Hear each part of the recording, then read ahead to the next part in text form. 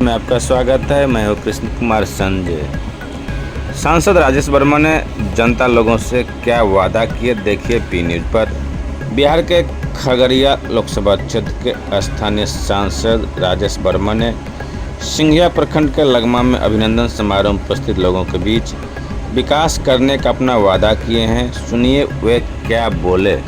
ये न्यूज अच्छा लगे सब्सक्राइब कीजिए, कमेंट कीजिए, लाइक कीजिए, शेयर कीजिए। मिले हुए असीम प्रेम का मैं कोटि कोटि ऋणी और आभारी हूं। आज इस अभिनंदन समारोह की अध्यक्षता कर रहे हमारे अभिभावक आदरणीय अरविंद सिंह जी, यहां मौजूद हमारे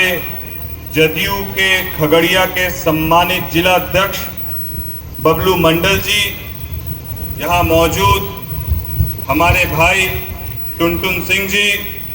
यहाँ मौजूद विधानसभा के प्रभारी और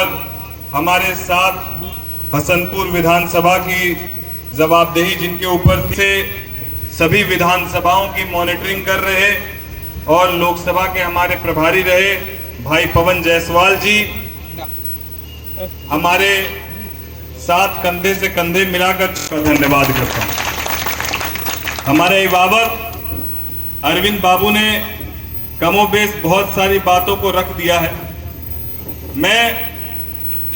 अरविंद बाबू को, हमारे अभिभावक जितेंद्र बाबू को, क्योंकि सीनियर दोनों लोगों के सामने इस बात को पहले भी कहता रहा हूं और इस मंच से भी कहता हूं कि अभी तो शपथ ग्रहण नहीं हुआ है। शपथ ग्रहण हो जाने दीजिए और शपथ ग्रहण के पहले सभी विधानसभाओं में दौरा करके धन्यवाद और आभार, हम लोग धन्यवाद और आभार के लिए निकले थे, लेकिन हो उल्टा गया कि आपके तरफ से अभिनंदन और स्वागत का समारोह में तब्दील हो गया। तो ये आपका प्रेम जो चुनाव के पहले और चुनाव के बाद भी मुझे मिल रहा है, तो मैं भी आपको ये विश्वास दिलाता हूं कि मेरा स्वभाव जो चुनाव के पहले था वही चुनाव के बाद अंतिम दिन तक आपके लिए रहेगा। जिस तरीके से मैं आप सबके समक्ष सर को झुकाकर आपसे मत मांगा था, हर एक विधानसभाओं में घूम घूमकर आपसे आशीर्वाद की कामना की थी, चुनाव के बाद और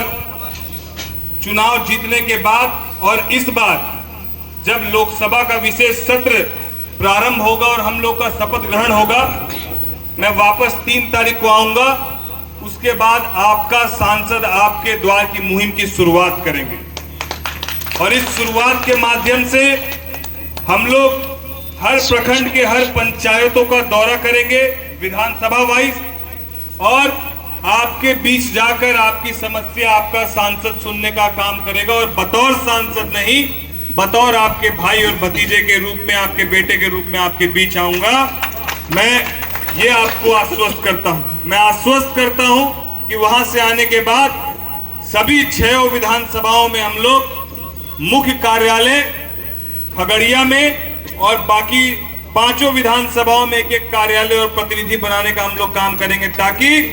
कितनी भी व्यस्तता हमारी रहे, आपकी समस्या कार्यालय तक पहुंचे और कार्यालय से मुझ तक पहुंचे और मैं ये आश्वस्त कर सकूं कि आपकी पहुंची गई समस्या पर सकारात्मक रूप से पहल हुआ है कि नहीं हुआ। मैं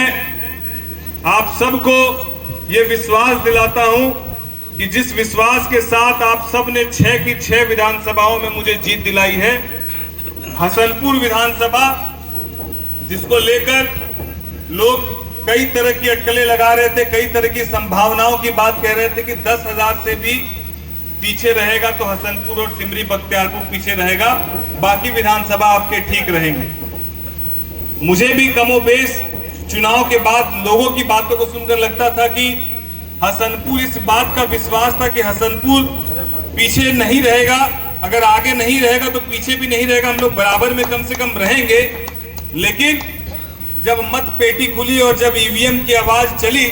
और 20,000 से ज्यादा मत से जिस तरीके से हसनपुर ने मुझे जीत दिलाई, मैं आपका कोटि कोटि वंदन करता हूं। मैं ये प्रयास हमेशा से करता रहा हूं कि राजनीति, क्योंकि मेरे परिवार से कोई राजनीति में नहीं है और मुझे विरासत में सियासत नहीं मिली है, तो मैं ये प्रयास जरूर करता हूं कि जो मुझे ऊपर वाले ने इस कम उम्र में, जिस वक्त मैं डिप्टी मेयर बना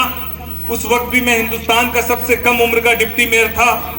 और आज जब मैं सांसद बना हूं तो मैं सबसे कम उम्र का नहीं हूं सांसद, लेकिन जिस कम उम्र में गैर राजनीतिक परिवार से आने वाले शख्स को